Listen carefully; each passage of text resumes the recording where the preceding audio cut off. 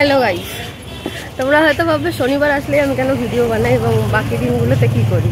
বাকি দিনগুলোতে কোনো কন্টেন্ট পাই না সেরকম দেখানোর মতো, কোনোটা আমার লাইভ হয়ে যাবে, তাই জন্য আর দেখাই না। যাই হোক, good morning, welcome back to my channel. চা আর বিস্কুটটা খেয়ে নিয়েছি, ওটা দেখাইনি কারণ চা নিয়ে আমার ক্যামেরা ধরার মতন অত ধৈর্যই হয় না। চায়ের গন্ধে আমি পাগল হয়ে যাই, জানোই তো আমি খুব চা খোরাছি, এত চায়ের নেশা। যাচ্ছি মন্দিরে, আজকে বেশ দেরি হয়ে গেছে, ঠিক আছে। জানি না আমার যে বান্ধবী সে এসে পৌঁছে গেছে কি না, তার একটু টাইমটা একটু আগে, তো একটু প্রবলেম হয়। এবার প্রবলেম না মানে ওর প্রবলেম হয় আমার সাথে এই শনিবারটা অ্যাডজাস্ট করতে, আমার কিছু নয়, ওই কষ্ট করে। তো চলো যাই, আজকে সারাদিনে কী কী করবো সবই আমি তোমাদের দেখাবো, ঠিক আছে। চল, পরে দেখা হচ্ছে। আমার না কি মুড়ি খেতে ইচ্ছে করছিল, তাই আমি ইচ্ছে করেই মুড়ি এনেছি। মা কতবার বললো রুটি পরোটা সাদাসাদি করলো, কিন্তু আমি নিলাম না। আমি বলেছি আজকে জলখাবারে শুধু মুড়ি খাবো। আর মিস করছিলাম কি জানো, ঘুগনি। বাইরে কীরকম ঝমঝম করে বৃষ্টি পড়ছে, খুবই শান্তভাবে বৃষ্টি পড়েই যাচ্ছে। আর একটু আগে একটু রোদ, মানে এত কাঠফাটা রোদ ছিল কি বলবো। আর এখন দেখো তোমরা বন্ধুরা কত বৃষ্টি। আর কিন্তু রোদই ভালো লাগে, এবার বৃষ্টিতে আমার মন খারাপ হয়ে যায়।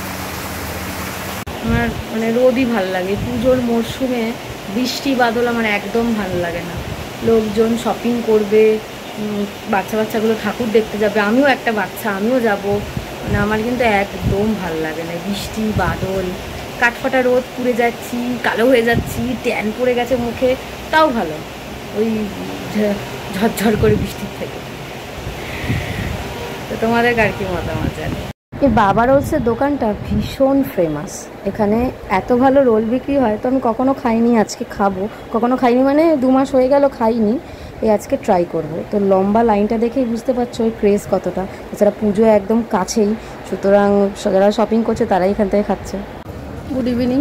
মাঝখানে আমার আর কিছু দেখানো হয়নি, কারণ সারাদিন ওই কাজের চাপে ক্যামেরা খোলার সময় তো মানে চা খাওয়াটাও মনে করে খেতে হয়, আর কাজ কিছু দেখানো যায় না। তো রোলটা কেন দেখাচ্ছি, আমাকে দিদি খাইয়েছে রোল ভালোবেসে। তো ভালোবেসে খাওয়ানোর জিনিসগুলো, মানে ভালোবেসে যদি কেউ কিছু খাওয়ায় তার টেস্ট কিন্তু 5 গুণ হয়ে যায়। দিদি কিন্তু রোলটা করেননি, দোকান থেকেই কিনেছি, কিন্তু দিদি ভালোবেসে আমাকে খাইয়েছেন, তার টেস্টটাই কিন্তু অনেক সুন্দর। আর এমনিতেও ওই বাবা রোলসের টেস্টটা অনেক ভালো হয়। তো এখন যাচ্ছি আবার ট্যাটু পার্লারে। না, নিজে এখনও ডিসিশান নিয়ে উঠতে পারলাম না ট্যাটু করব কি করব না। বান্ধবীরাই আরেকবার করাচ্ছে, অনেকবার করে বান্ধবী বলেছিল ট্যাটু করানোর কথা, কিন্তু আমি একটু ওয়েট করে যাচ্ছি। যদি করাইও পরে কখনো করাবো, এই মুহূর্তে আমার করানোর তেমন কোনো ইচ্ছে নেই। কী জন্য থেমে আছে জানি না, অথচ আজ থেকে 10-12 বছর আগেকার কথা বলছি, 10 বছরই ধরি, আমার সব থেকে বেশি ট্যাটু করার ইচ্ছা ছিল। ইচ্ছে যে এখনও যে একদম বিলীন হয়ে গেছে তা নয়, কিন্তু মানে হালকা হয়ে গেছে ট্যাটু করার ইচ্ছেটা। করবো, তবে এখন না হলেও পরে করবো। খুব ভালো লাগছে গো খেতে, রোল তো ভালোই লাগে আমার, খুব টেস্টি। বোকা কথা বলছি, কিন্তু এই বাবা রোলসটা সত্যি খুব ভালো খেতে। বন্ধুরা, সোনার দাম যা 1,10,000 টাকা ছাড়িয়ে গেছে। সোনার দোকানে তো ঢুকতে পারছি না, তাই সোনার বাজারে এসছি। সোনার বাজার বলতে বউবাজার, এখানে এসছি বলতে যাচ্ছি গো। ওই বললাম না ট্যাটু পার্লারের দিকে যাচ্ছি, তো রাস্তাটা এই দিকটাই পড়বে, এদিক থেকে গেলে সুবিধা হয়। চলো তোমাদের এক ঝলক একটু দেখাই বউবাজারটা। দেখো যারা আমার মতন আছো তারা এটা দেখেই শান্তি পাও, মানে চোখে শান্তি, মনে শুনতে এখনও শান্তি হবে না। সোনা কিনলেই মনে শান্তি হবে, আমার মতন পাবলিক যারা। আর যারা ঢোকো কেনো, তাদের তো অসুবিধা নেই, তাদের তো আরোই ভালো লাগবে। চলো দেখাই। মেয়েদের তো মার্কেট হলেই সেটা মানে আনন্দের বিষয়, সেটা সোনার মার্কেট হোক, জামা কাপড়ের মার্কেট হোক, জুতোর মার্কেট হোক, যা খুশি হোক। ছোটোবেলায় না শুনতাম বউবাজারে হচ্ছে সোনার বাজার। সত্যি কথা বলতে আমি এত কাছে পড়েছি, মানে শিয়ালদার কলেজে পড়েছি, তার এত পাশেই যে বউবাজার আমি জানতাম, কিন্তু কখনো যাইনি, মানে প্রয়োজন হয়নি হয়তো, তাই জন্য যাইনি। এবার কাজের সূত্রে এখন প্রায়ই রাস্তাটা দিয়ে আনাগানা হয়।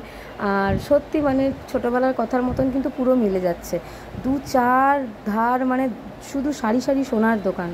খুব ভালোও লাগছে, আবার ইচ্ছেও করছে একটু ভেতরে ঢুকতে। আর এই দেখো, বলছিলাম না বান্ধবী ট্যাটু করবে, এই যে এই চাঁদ ট্যাটুটা করিয়েছে, আর এটা ব্লুটা দিয়ে মানে ফিল আপ করেছে। আর নতুন ট্যাটুও করেছে, কিন্তু ওটা দেখাতে না করলো।